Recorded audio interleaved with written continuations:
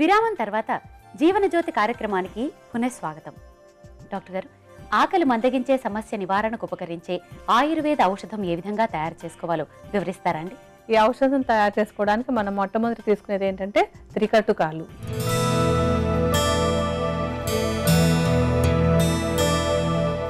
త్రికట్టుకాలు అంటే 3 కారంగా ఉన్నటువంటి మూలికల మిశ్రమం అన్నమాట. అవేమేంటి?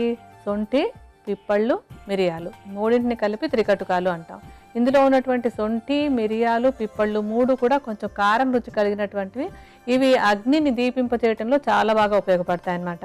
అంటే మందాగ్ని అంటాం కదా, ఆకలి మందగించడం అంటే ఏంటంటే అగ్ని తక్కువగా ఉంది అని.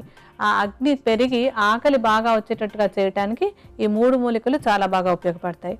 ఈ మూడింటిని ఏంటంటే విడివిడిగా చూర్ణాలు చేసి ఉంచుకోవాలి. అంటే సొంఠిని కొంచెం నేతిలో వేయించి దాన్ని చూర్ణం చేసుకోవాలి.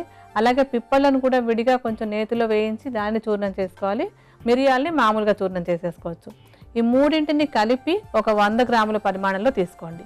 ఇప్పుడు మీకు ఔషధం తయారీ చూపించడానికి కొంచెం చూర్ణాన్ని తీసి విడిగా ఉంచుతాను.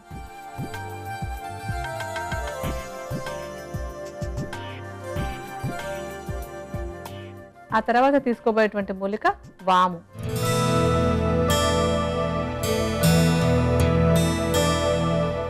ఈ వాము కూడా ఆకలి జీర్ణశక్తి బాగుండడానికి బాగా తోడ్పడేటువంటి మూలిక. వామును ఒట్టిగా మూకుట్లో వేసి కొంచెం పైన వేయించాలంటే మాడిపోయే వరకు కాకుండా లైట్గా వేయించుకుని దాన్ని చూర్ణం చేసుకోవాలి. ఈ చూర్ణాన్ని ఒక 30 గ్రాముల పరిమాణంలో తీసుకోండి. ఇప్పుడు మీకు ఔషధం తయారీ చూపించడం కోసమని కొంచెం చూర్ణాన్ని తీసి విడిగా పెడతాను.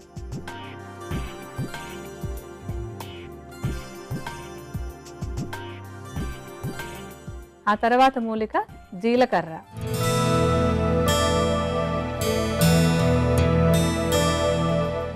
జీలకర్ర అందరికీ మామూలుగా అలవాటైనటువంటి మూలికే కదా. మామూలుగా ఇళ్లలో కూడా ఆకలిగా లేకపోయినా కాస్త వికారంగా ఉన్న నోట్లో వేసుకుని చప్పరించడం అనేది చాలామంది చేస్తూ ఉంటారు. ఇది జీర్ణశక్తికి ఆకలికి కూడా చాలా బాగా ఉపయోగపడేటువంటి మూలిక. ఎప్పుడు కూడా ఏంటంటే ఆకలి జీర్ణశక్తి 2 కలిసే ఉంటాయి. ఆకలి బాగుంది అంటే మన జీర్ణశక్తి కూడా బాగున్నట్టు లెక్క. ఇలాగా ఆకలికి జీర్ణశక్తికి ఉపయోగపడేటువంటి జీలకర్రని మనం ఈ ఔషధంలో వాడుకుంటున్నాం. దీన్ని కూడా కొంచెం లైట్గా వేయించేసుకుని దాన్ని చూర్ణం చేసి తీసుకోవాలి. ఈ చూర్ణాన్ని కూడా సుమారుగా ఒక 30 గ్రాముల పరిమాణంలోనే తీసుకోండి. ఇప్పుడు మీకు ఔషధం తయారీ చూపించడం కోసం కొంచెం చూర్ణాన్ని తీసి విడిగా ఉంచుతాను.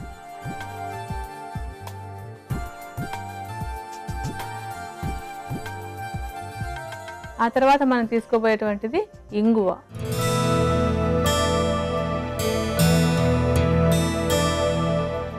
ఇంగువ ఆకలికి జీర్ణశక్తికి కూడా చాలా బాగా ఉపయోగపడేటువంటి మూలిక. యాక్చువల్గా మనం ఏంటంటే ఇవన్నీ కూడా ఈ జీలకర్ర కానీ, వాము కానీ, ఇంగువ కానీ వంటల్లో రోజు వేసుకుంటూ ఉంటాం. ఎందుకంటే మనకి ఆ జీర్ణశక్తి బాగుండడం కోసం, ఆకలి బాగుండాలి, జీర్ణం బాగుండాలని మనం వంటల్లో భాగంగా వాడుకుంటూ ఉంటాం. ఈ ఔషధంలో కూడా బాగా జీర్ణశక్తికి పనికొచ్చేటువంటిది, ఆకలి పెంచేటువంటిది అయిన ఇంగువని మనం వాడుకుంటాం అనమాట. ఇంగువ పొడి చేసి ఉంచుకుని ఆ పొడిని ఒక 20 గ్రాముల పరిమాణంలో తీసుకోండి. ఇప్పుడు ఔషధం తయారీ చూపించడానికి కొంచెం ఇంగువని తీసి ఇందాక చూర్ణాలతో కలుపుతాను.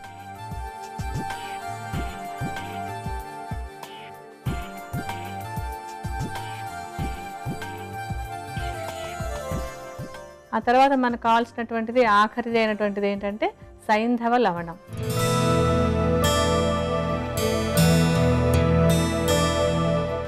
ఇందాక చెప్పాను కదా, ఉప్పు, పులుపు, కారం ఇవన్నీ కూడా ఆకలిని బాగా పెంచుతాయని చెప్పి.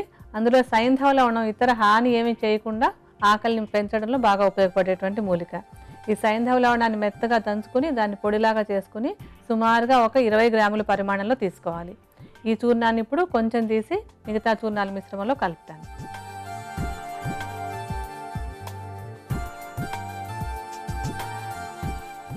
మన ఔషధం తయారీకి కావాల్సిన మూలికలన్నీ రెడీ అయిపోయాయి. ఇప్పుడు అన్నిటినీ బాగా కలుపుతాను. ఇంగువను కూడా మెత్తగా పొడి చేసేసి ఉంచుకుంటాం కదా, అది బాగా కలిసిపోతుంది తేలిగ్గాను.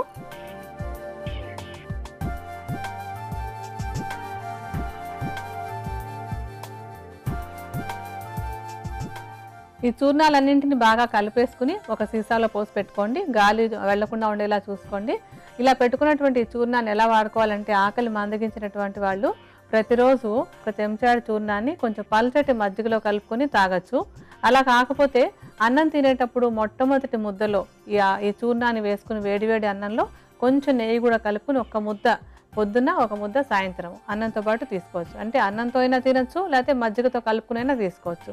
ఇలా కనుక రోజు తీసుకుంటున్నట్టయితే కనుక మందగించిన ఆకలి బాగా పెరుగుతుంది. అలాగే ఆకలి బాగా పెరిగి తీసుకున్నటువంటి ఆహారం కూడా బాగా జీర్ణమై శరీరానికి వంట పడుతుంది. ఆకలి మందగించే సమస్య నివారణకు ఉపకరించే ఆయుర్వేద ఔషధం తయారీ విధానం మరొక్కసారి చూద్దాం. త్రికటు చూర్ణం 100 గ్రాములు, వాము చూర్ణం 30 గ్రాములు, జీలకర్ర చూర్ణం 30 గ్రాములు, ఇంగువ చూర్ణం 20 గ్రాములు, సైంధవ లవణం చూర్ణం 20 గ్రాముల చొప్పున తీసుకుని వీటన్నిటినీ బాగా కలిపి భద్రపరుచుకోవాలి. ఉపయోగించుకోవటానికి ఉదయం, సాయంత్రం ఒక్కో చెంచాడు చూర్ణాన్ని మజ్జిగతో గాని వేడివేడి అన్నంతో గాని తీసుకోవాలి. ఆకలి మందగించే సమస్య నివారణకు ఉపకరించే ఆయుర్వేద ఔషధం తయారీ విధానం, దానిని ఉపయోగించే విధానం కూడా తెలుసుకున్నాం కదా. మరిప్పుడు బంక విరేచనాల నివారణకు చక్కటి గృహౌషధం అడిగి తెలుసుకుందాం.